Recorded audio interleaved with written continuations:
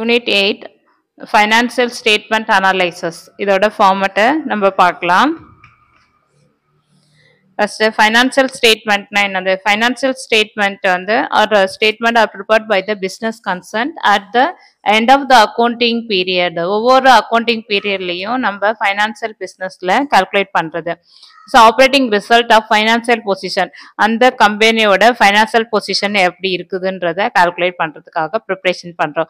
The basic financial statement is prepared by the business concerned or income statement and balance sheet. Income statement அதோட profit loss எவ்வளவு இருக்குது, financial balance sheet is a financial position எப்படி இருக்குதுன்ற calculate பண்றதுக்காக financial statement prepare பண்றோம். இப்போ எப்படி prepare பண்றதுன்றத பார்க்கலாம்.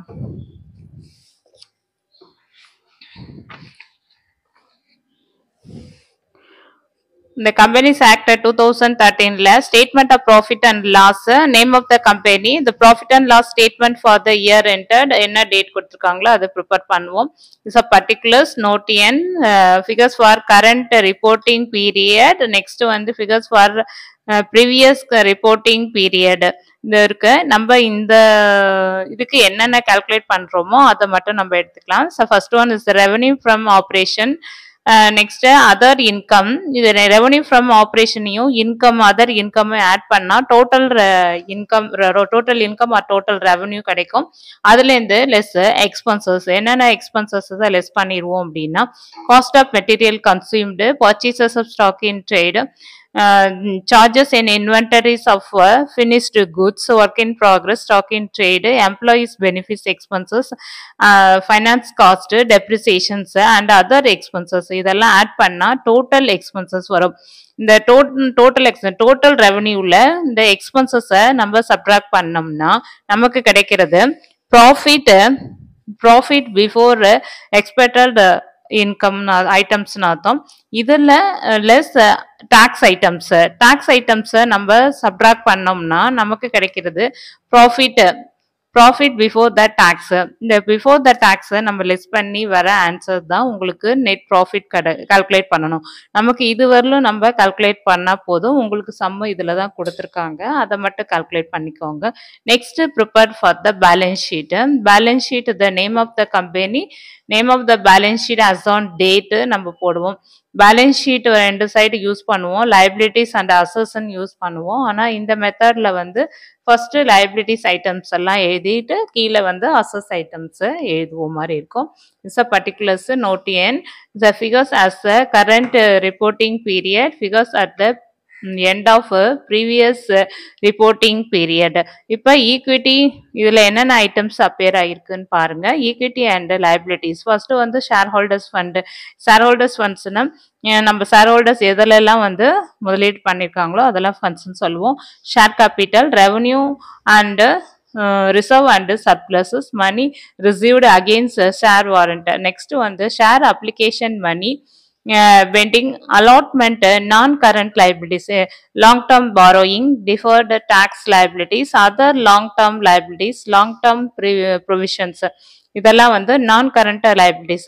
Current liabilities means short-term borrowing, trade payable, other current liabilities, short-term previous.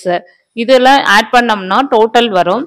அதுக்கடுத்தது second one is assets ல non current assets, fixed assets ல அதுல taxable assets, intangible assets, capital work in progress, tangible assets under the development. Non current assets இந்த deferred tax assets and long term loan and advance, other non current assets.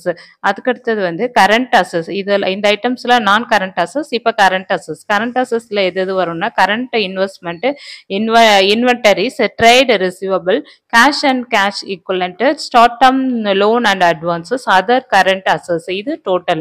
இது ரெண்டையும் ஈக்குவலா வரும், இது calculate பண்ணா. So next நம்ம preparation for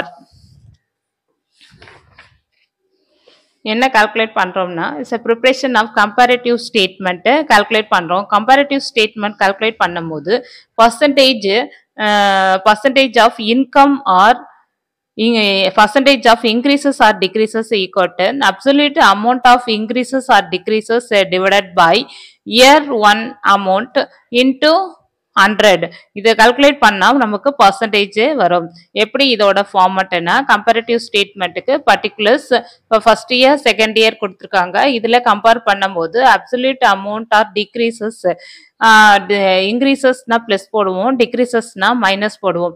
இதுல percentages of இன்க்ரீசஸ்னா plus போடணும், டிக்ரீசஸ்னா மைனஸ் போடணும். இதான் டிக்ரீசஸ் கண்டுபிடிக்கிறதுடைய பர்சன்டேஜ் கண்டுபிடிக்கிறதுக்கு தான் இந்த format. Percentage increase or decreases equal to absolute amount of increase or decrease divided by எத்தனை இயர் 1 இயர்க்கு அமௌண்ட்டோ அதை போட்டு இன்ட்டு 100 இது கால்குலேட் பண்ணி இந்த பர்சன்டேஜ் போடணும். இதான் கம்பேரிட்டிவ் ஸ்டேட்மெண்ட்டோட ஃபார்மட். இந்த ஃபார்மட்டை நீங்க கொஞ்சம் மக்கப் பண்ணிட்டீங்கன்னா சம் போடுறதுக்கு ஈஸியா இருக்கும்.